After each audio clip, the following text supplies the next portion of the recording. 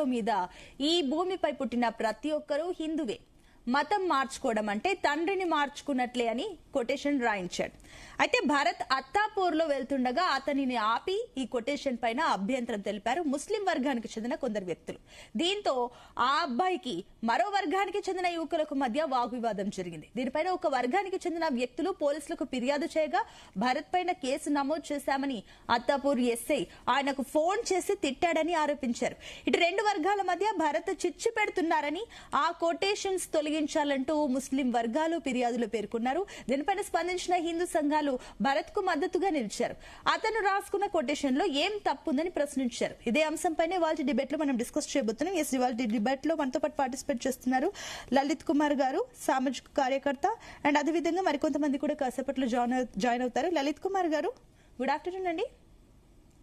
నమస్కారం అండి. సో సహజంగానే మన భారతదేశంలో భావ ప్రకటన స్వేచ్ఛ, ఎవరికి నచ్చినా మాట్లాడుకోవచ్చు. ఏదైనా వాళ్ళ స్వేచ్ఛ అనేది ఒక మాట్లాడుకోవడానికి ప్రకటించి దానికి సంబంధించి మన రాజ్యాంగంలో హక్కు ఉంది, మాట్లాడుకోవచ్చు, వాళ్ళ భావాల్ని వ్యక్తపరచవచ్చు. బట్ అది ఒకరికి ఇబ్బందికరంగా మారకుండా అబ్యూజింగ్ గా ఉంటే ఇలాంటి వాటిపైన కేసులు పెడతారు. ఈవెన్ పోలీసులే ముందుకొచ్చి ఇట్స్ అబ్యూజింగ్ అని చెప్పేసి వాళ్ళే కేసు ఫైల్ చేసే సిచ్యువేషన్స్ ఉన్నాయి. సో ఇప్పుడు ఈ ఆటో డ్రైవర్ రాసుకున్న ఈ కొటేషన్ పట్ల ఎవరు హట్ అయ్యారని మీరు అనుకుంటున్నారు? మీరు ఏ రకంగా చూస్తున్నారు? ముందుగా జీ తెలుగు ప్రేక్షకులందరికీ నమస్కారం అండి. సో ఇదంతా చూస్తుంటే ఫస్ట్ ఆఫ్ ఆల్ అసలు కామెడీగా అనిపిస్తా ఉందండి. ఎందుకంటే వాడెవడో రోడ్డు మీద పోతూ ఉన్నవాడికి ఆటో వెనకాల రాసున్నది అబ్జెక్షన్ గా అనిపించిందట. వాడు వెళ్ళిపోయి వెంటనే వీడియో ఆన్ చేసి వాడు చెప్పిన మాట ఏంటంటే, ఏ డ్రైవర్ ఇన్ మిలా అని చెప్పేసి అంటున్నాడు. అంటే వాడు ఎక్కడి నుంచి చేజ్ చేసుకుంటూ వస్తున్నాడు భరత్ ని. ఇప్పుడు అక్కడ భరత్ ఒక్కడే ఉన్నాడు కాబట్టి, వీడు 10 పందుల్లాగా 4-5 చేరారు కాబట్టి తను యాక్చువల్లీ కొడదామని కూడా ప్లాన్ వేసుకున్నట్టున్నారు వీళ్ళు చూడబోతా ఉంటే. ఎందుకంటే అక్కడ వాళ్ళు చేయి చేసుకోవడానికి ప్రయత్నం చేయటం, ఆ తర్వాత భరత్ వెంటనే కెమెరా ఆన్ చేసి పెట్టుకోవడంతో వాళ్ళు వెనకడిగేశారు తప్ప, నిజంగా అతను కనుక కెమెరా ఆన్ చేయకపోతే అతని మీద దాడి కూడా చేస్తుండే వాళ్ళు వీళ్ళు. కానీ నిజానికి భరత్ అక్కడ దాడి అంటే వీళ్ళు దాడి చేసే అంత తప్పుడు అంటే వాక్యాలు ఏమైనా వెనకాల రాసుకున్నాడా అంటే 2 వాక్యాలు రాశాడండి. ఒకటి వచ్చేసి నిజానికి ఆటో మీద 3 ఉంది, కానీ ఈ మతోన్మాది ఎవడైతే అడ్డుకున్నాడో ముస్లిం అతను, వాడికి 2 కనపడ్డాయి. ఒకటి ఏంటంటే anyone born on this earth is a Hindu అని చెప్పేసి అన్నాడు. దాని కింద జై శ్రీరామ్.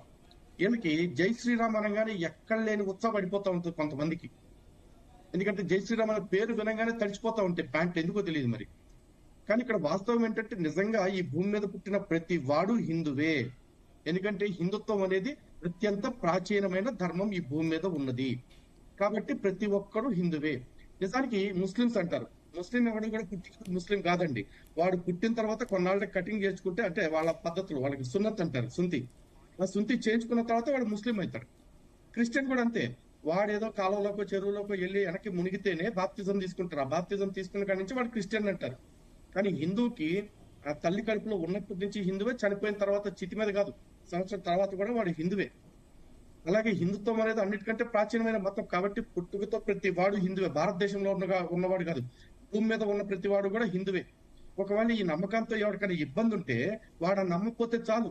కానీ నన్ను ప్రకటించొద్దంటానికి ఈ గాడి కొడుకులకి ఏం అధికారం ఉంది? ఇప్పుడు జకీర్ నాయక్ అని పోరంబొగ్గడు ఉన్నాడు, వాడు విదేశాల్లోకి వెళ్ళి దాక్కుంటా ఉంటాడు.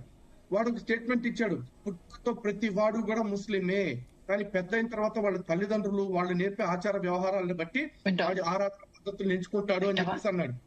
వాడు ప్రతివాడు పుట్టుకతో ముస్లిమే తప్పు కానప్పుడు మేము ప్రతివాడు పుట్టుకతో హిందూ అనుకుంటే నష్టం వచ్చింది.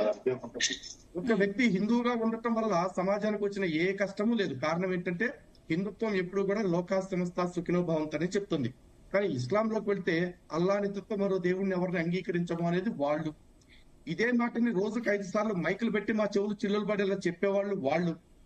అలాగే చర్చిలో సువార్త పేరుతోటి మా కొంపల ముట్టు వచ్చేసి యేసుక్రీస్తు మాత్రమే నిజమైన దేవుడు, నమ్మి బాప్తిజం పొందువాడు రక్షించబడతాడు, నమ్మని వాడు శిక్షించబడతాడు అంటూ మమ్మల్ని బ్లాక్మెయిల్ చేస్తున్న వాళ్ళు ఎవరు? వీళ్ళు.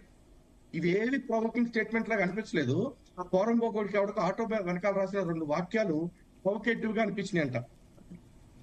మరి చెప్తున్న స్టేట్మెంట్ అక్కడ ప్రొవోకేటివ్ స్టేట్మెంట్స్ రాశాడు సార్, అందుకే మేము కంప్లైంట్ ఇనికి వచ్చాం అంటున్నాడు.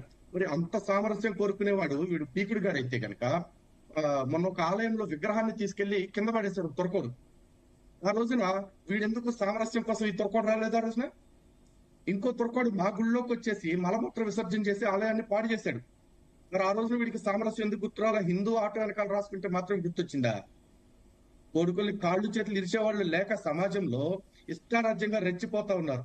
ఇదొక దరిద్రం అనుకుంటే అన్నిటికంటే పెద్ద దరిద్రం ఏంటంటే వాడు పోలీస్ స్టేషన్కి వెళ్తే పోలీసులు గడ్డి పెట్టాలి. అరే వాళ్ళ మతానికి సంబంధించి వాళ్ళు పెట్టుకుంటారు, వాడికి కూడా ఆర్టికల్ 25 ఉంది, ఆ మత స్వేచ్ఛ వాడికి ఉంటుంది కాబట్టి వాడి అభిప్రాయం వాడు రాసుకున్నాడు. నీకేం రా కావాలంటే నువ్వు కూడా నీ ఆటో వెనకాల ఎట్లా రాసుకో, ప్రతితోటి రాసుకుంటున్నాడు కదా ఆటో వెనకాల అల్హమ్దుల్లా అని చెప్పేసి అలాగే రాసుకో అని చెప్తే సరిపోయేది. ఇట్లా చెప్పకుండా ఎస్ఐ వీళ్ళని ఏదో అప్పీల్ చేయాలన్న ఉద్దేశంతో ఆ భరత్ కి ఫోన్ చేసి, ఇప్పుడు అదే ఎస్ఐని అడుగుతున్నానండి, ఒక కోటీశ్వరుడికో సెలబ్రిటీకో ఫోన్ చేస్తే అట్లాగే నువ్వు అని మాట్లాడతాడా? సార్ మీ మీద కేసు అయింది, లేకపోతే మీ మీద కేసు అయిందండి రండి మర్యాదగా మాట్లాడతాడుగా. భరత్ని మాత్రం మాట్లాడటమే నువ్వు అని మాట్లాడతాడు. పైగా ఒక కుర్రోడు అన్నా అన్నాడట. అన్నా అంటే నేను అన్నది కాదులే అంట. అంటే మరి చిన్నప్పటి నుంచి మాకు ఎందుకు నేర్పారు ప్రతిజ్ఞ పేరుతో భారతదేశం నా మాతృభూమి, భారతీయులందరూ నా సహోదరులని చెప్పాల్సింది బ్రాకెట్ లో పోలీసులు తప్ప అని చెప్పేసి. అప్పుడు మావాడు కూడా పిలిచుండేవాడు కాదు. మరి అంటే ఒక హిందూకి ఫోన్ చేసి పైగా బెదిరించడం, నువ్వు ఆటో ఎట్లా నడుపుతావో చూస్తా. హైదరాబాద్ లో వేరే రూల్స్ ఉంటాయి. ఏం హైదరాబాద్ లో ఏమన్నా షరియా చట్టం పెట్టారని రూల్ ఏమైనా వచ్చిందా? పోలీస్ అంటే పైగా పోలీస్ మాట్లాడుతూ ఇట్లా రాయటం చట్ట ప్రకారం నేరం. ఏ చట్టం ప్రకారం నేరం ఆ పోలీసుని చెప్పమనండి. అంటే హిందువుల్ని బెదిరించి భయపెట్టేసి ఏం చేద్దాం అనుకుంటున్నారు? ఎవడ కొమ్ము కద్దాం అనుకుంటున్నారు? హైదరాబాద్ ఏమన్నా ఎంఐఎంకి ముస్లింలందరికి గుత్తకు రాసి ఇచ్చినరా? ఓకే అండి, లలిత్ కుమార్ గారు నేను మళ్ళీ వస్తాను. ఎస్, అదేవిధంగా మౌనిక సుంకర గారు జాయిన్ అయ్యారు అండ్ అదేవిధంగా కరాటే కళ్యాణి గారు కూడా జాయిన్ అయ్యారు. ఇద్దరికి గుడ్ ఆఫ్టర్నూన్ అండి.